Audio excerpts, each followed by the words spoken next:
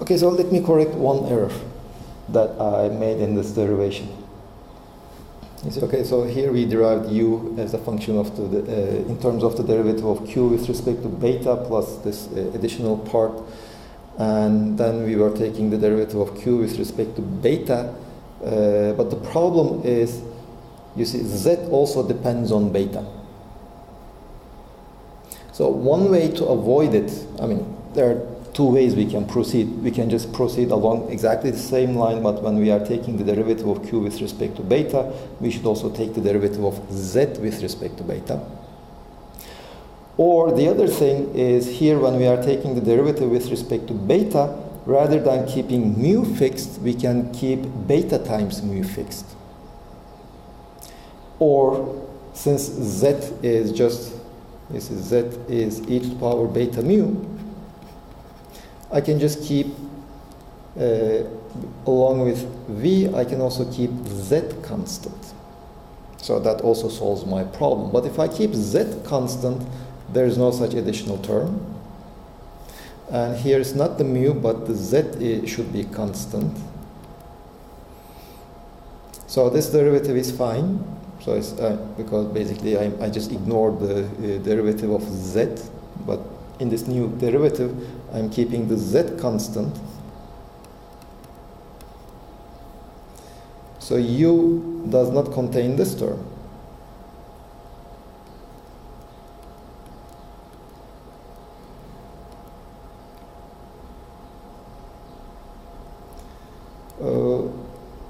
So let me also check one more thing. You see, in this expression, the units do not match.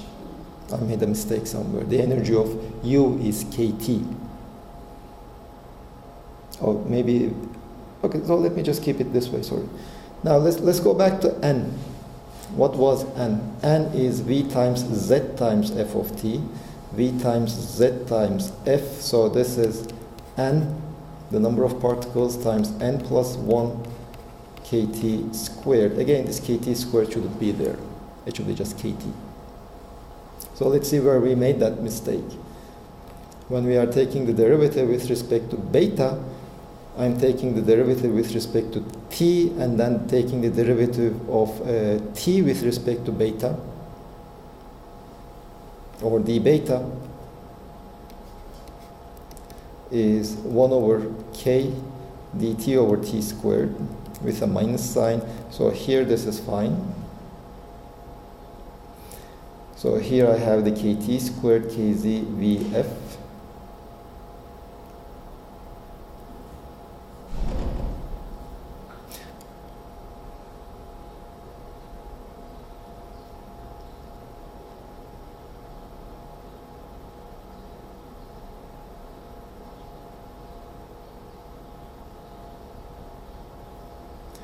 So Q is ZVF. Okay, so that's the second mistake I had made. Q is just ZVF.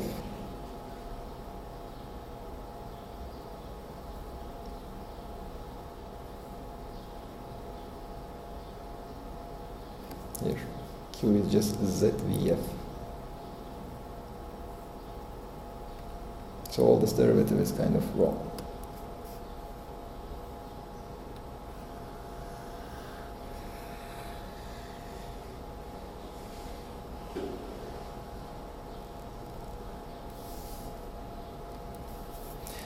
So this is equal to minus kT squared VZF prime.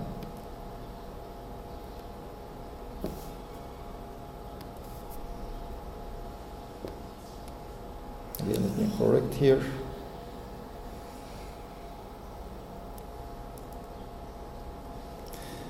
dq by d beta is minus kT squared Vz n over Tf.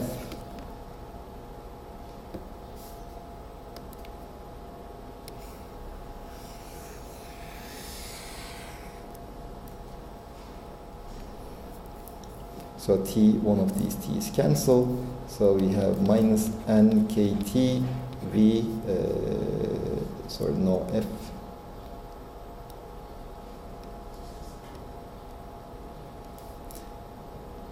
Vf. U was just the minus this derivative. There's all this term. Minus this derivative with respect to beta. So it's nkt Vf. But this there's z.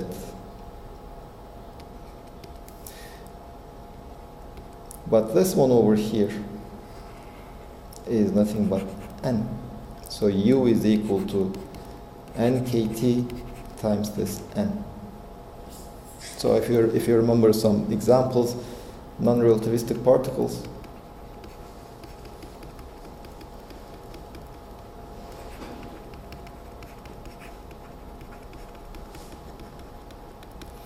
n is just 3/2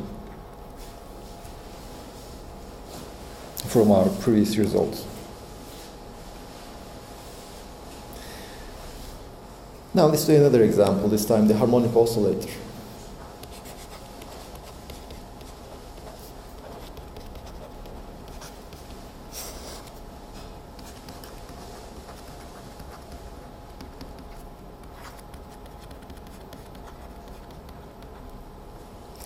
Now in the harmonic oscillator, if you remember, we had, okay, this is the grand canonical partition function is still z to the n times the n particle canonical partition function. For the harmonic oscillators, since they are each fixed at a particular point, they are distinguishable. They can be identical, but they are still distinguishable. So we can distinguish them by their location. This is z to the power n, so it's q1 to the power n. Or this is equal to n from 0 to infinity, z times q1 to the power n, which is 1/1 minus z q1.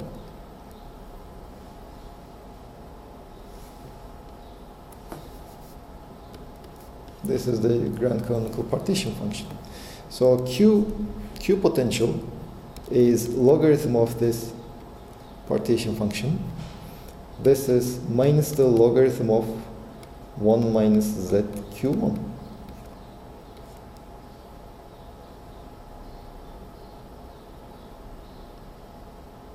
Which was PV over KT,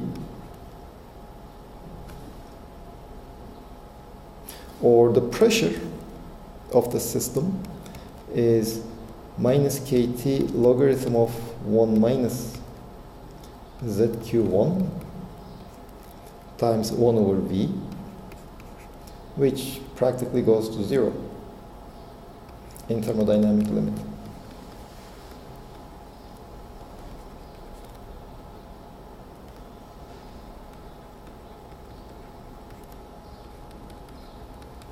Well, this is not a big surprise. You basically have oscillators over here. If you have some volume like this, well, this oscillator is not going there.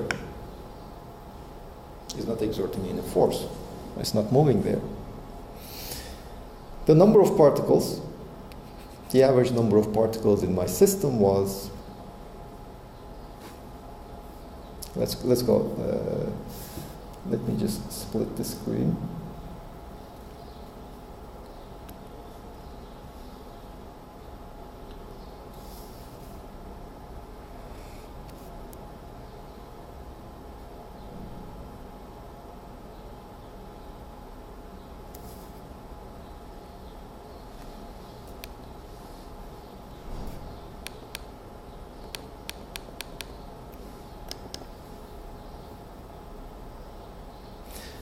N is minus 1/beta, derivative of Q with respect to mu at constant temperature and volume. This is the average number. This is equal to 1/beta, derivative of Q with respect to Z, times derivative of Z with respect to mu is just beta Z. This is equal to, well, this beta will cancel this beta.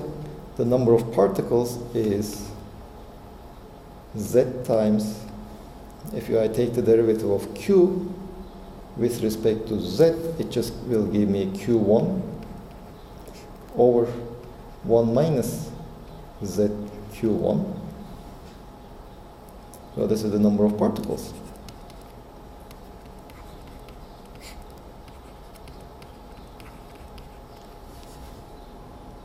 I can solve for ZQ1 in terms of n.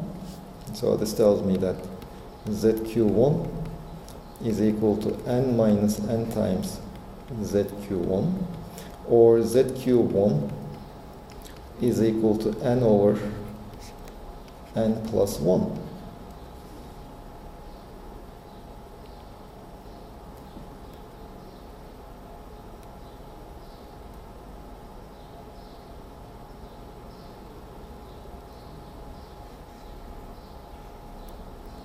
In the thermodynamic limit, basically ZQ1 is approximately 1 minus 1 over n. So if you know the number of particles in my system, I can determine the chemical potential.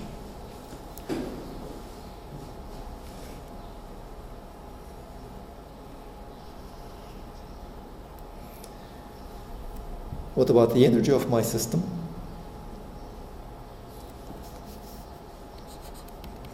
Well, we had already calculated expressed the energy in terms of the Q. U is minus derivative of Q with respect to beta at constant Z and V. This is minus derivative with respect to beta at constant Z and V of the minus the logarithm of 1 minus ZQ1.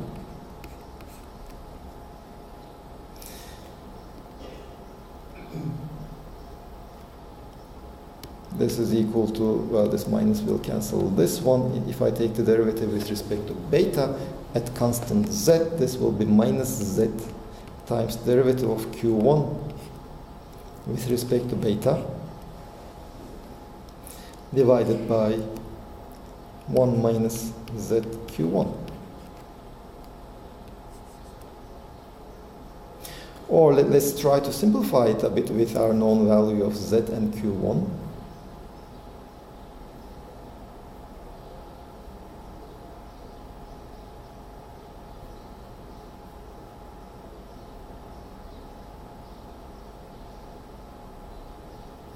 You see, this is equal to minus Z times,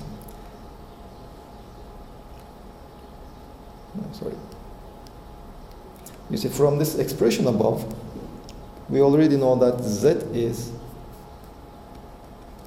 minus n over n plus 1, 1 over Q1, derivative of Q1 with respect to beta.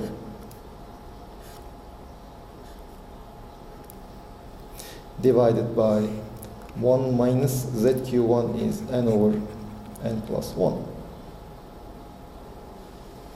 So U is equal to, let me just simplify it a bit, I have minus n over n plus 1.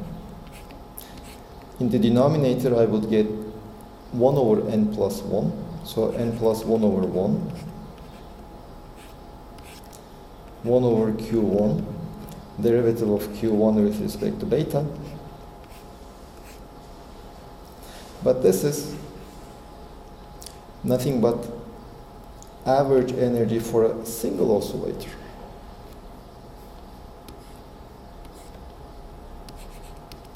Minus the average energy of a single oscillator, so I get n times epsilon. As expected. So if I have n oscillators, if each one of them has energy epsilon, then the average total energy of the system will be just n times epsilon. But you see, for example, in this result, in this final expression, it's as if we are just a fixed number of particles in my system. So in most cases,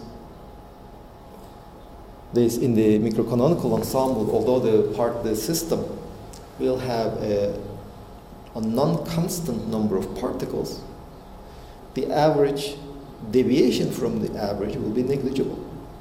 Just like in the canonical ensemble, when we were looking at the canonical ensemble, if you remember, what we had done was we had shown that the fluctuations in energy, the deviation, the fluctuations of the energy was negligible. The average deviation just went to zero in the thermodynamic limit. So we can practically ignore it. Well, we can show the same thing over here. So let's try to show it. So what I would like, well, there are basically two things I would like to show. One of them will be E minus the average of E squared, this average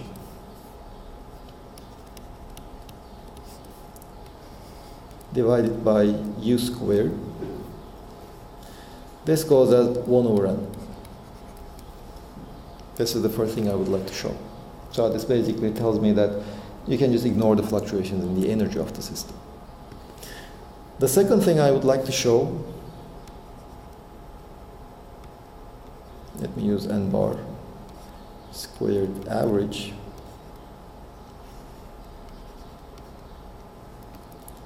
this goes as 1 over n with certain exceptions.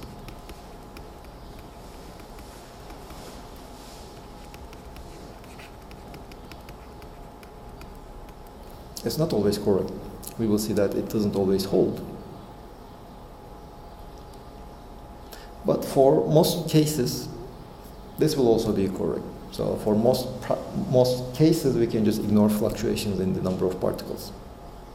Except then when there are phase transitions.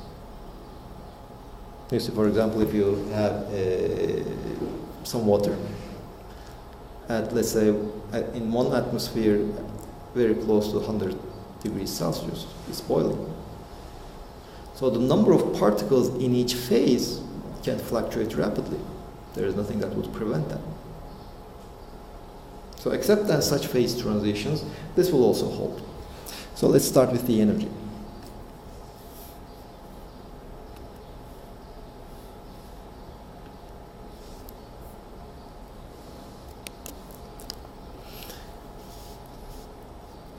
Now we define the grand partition function to be e to the power minus beta e er times z to the power ns. U, which we call the average energy, this is er times e to the power minus beta er divided by q, which we said that, okay, this is u is equal to 1 over the grand partition function, derivative with respect to beta. Now there is also z to the power ns. Keeping z constant with a minus sign of q. So this is minus derivative with respect to beta of the q potential at constant z.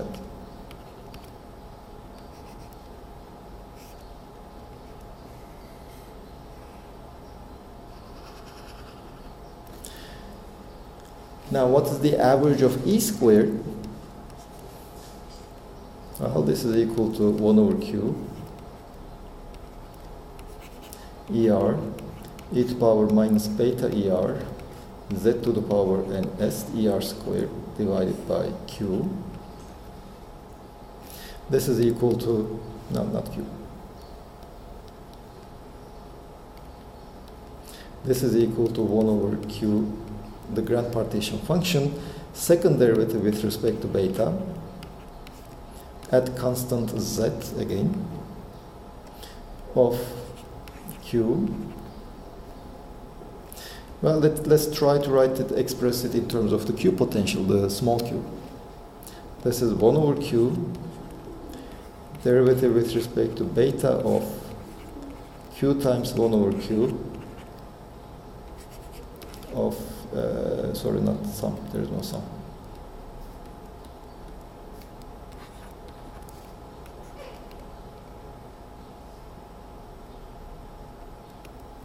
Of the derivative with respect to beta of q. So that q times 1 over q is just 1. I just inserted 1 over there. Now this is nothing but the derivative with respect to beta of the q potential at constant z. So the whole term is 1 over the grand partition function, derivative with respect to beta of the grand partition function. I'm just taking the derivative of the first term times the second one, times the derivative of q with respect to beta at constant z. And then I have a plus, well, the derivative of, well, this times the derivative of all of this thing. Well, the q, let me write it down, 1 over q, derivative with respect to beta of derivative of q with respect to beta at constant z. This is also cancelled. So this is equal to the average of E squared is dq by d beta at constant z squared, all of that thing squared, plus the second derivative of q with respect to beta at constant z. Now the first term is nothing but the average of E squared. The q derivative of q with respect to beta is just E squared, plus del squared q by del beta squared at constant z. Now the left hand side, E squared minus the average of E squared. This is what I was looking for. Let me divide by this yu squared. This is equal to 1 over u squared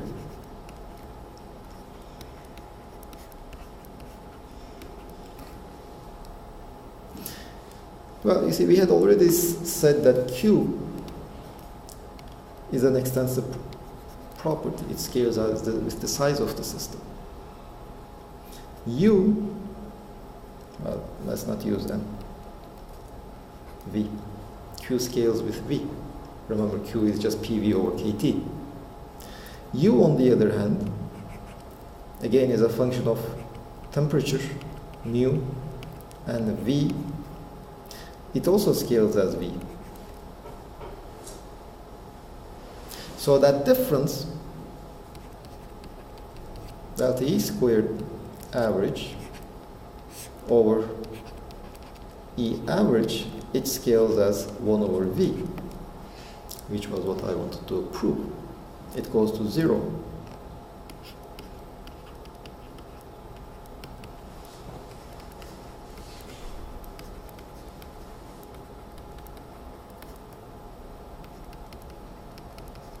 It goes to 0 in the thermodynamical limit.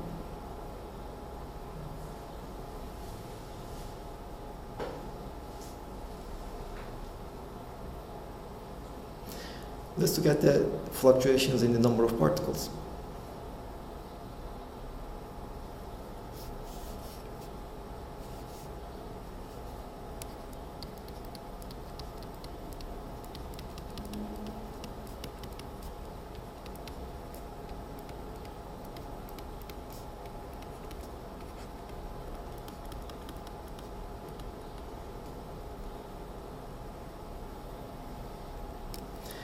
Well, we said an average, okay, so let's start with the definition. We have the ns e to power minus beta er minus mu. No, ns divided by q, which is derivative with respect to derivative 1 over q, derivative with respect to mu of sum of e to power minus beta er minus mu ns at constant beta, at constant temperature. But keep in mind that when I take the derivative with respect to mu, it brings also a factor beta, so let me divide by beta.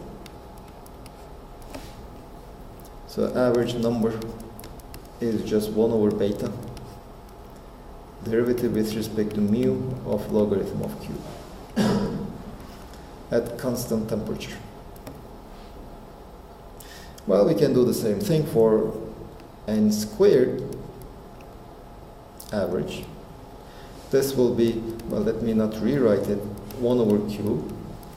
It will be the second derivative with respect to mu at constant temperature, and each derivative will bring a factor beta, so I should also cancel that 1 over beta squared of q.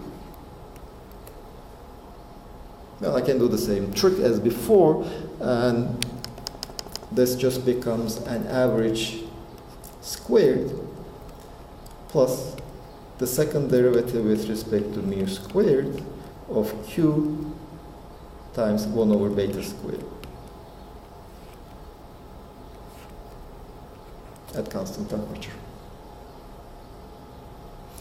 So n squared average minus an average squared divided by an average squared. This is 1 over an average squared times 1 over beta squared, second derivative of q with respect to mu at constant temperature. Well, let me do the same argument as before. You see, before what I said was, okay, q scales as volume, and average will scale as volume. So 1 over beta squared times 1 over an average squared, second derivative of q with respect to mu squared. This will scale as, well, beta doesn't scale with volume. 1 over n bar squared scales with volume squared. Q scales with volume, but mu doesn't scale with volume. So this will scale as 1 over v. So n bar squared, n squared average minus n average squared divided by n average squared. This scales as 1 over v. There is one assumption that I made in both derivations that caused me to miss some cases, some exceptions to these results. What is the assumption I made?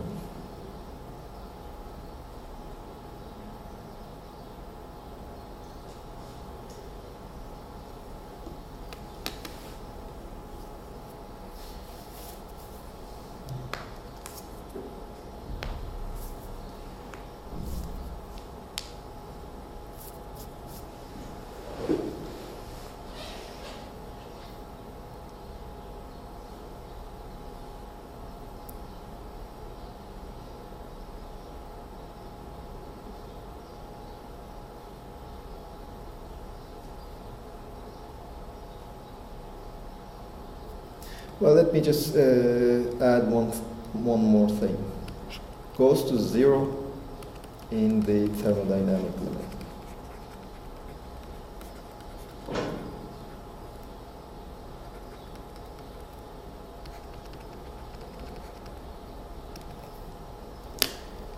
There is one assumption I'm making here.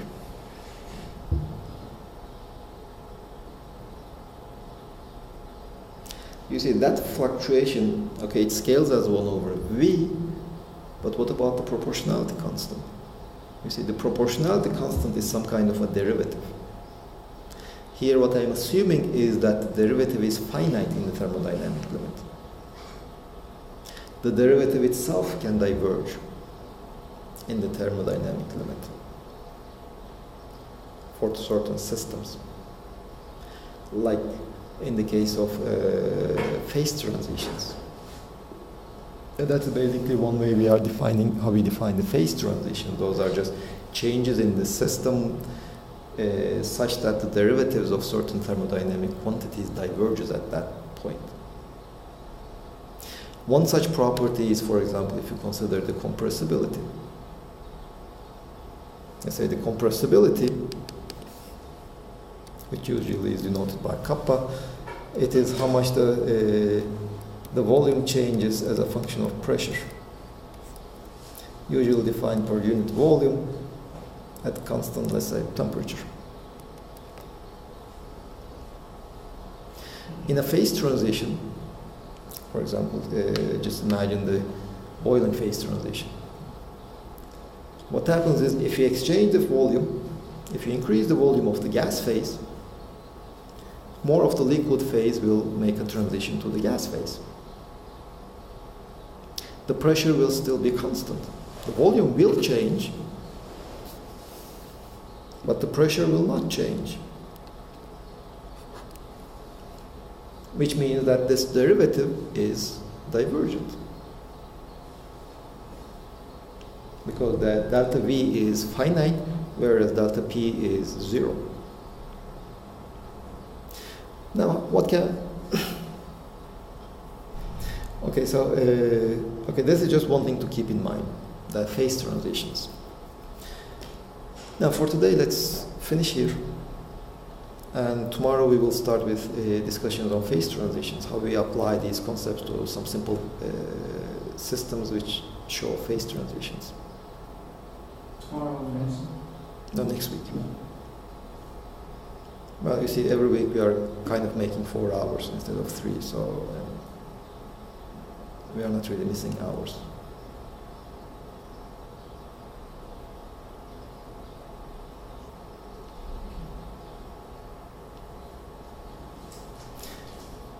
Questions? I'm waiting for your homework this week. Mm-hmm.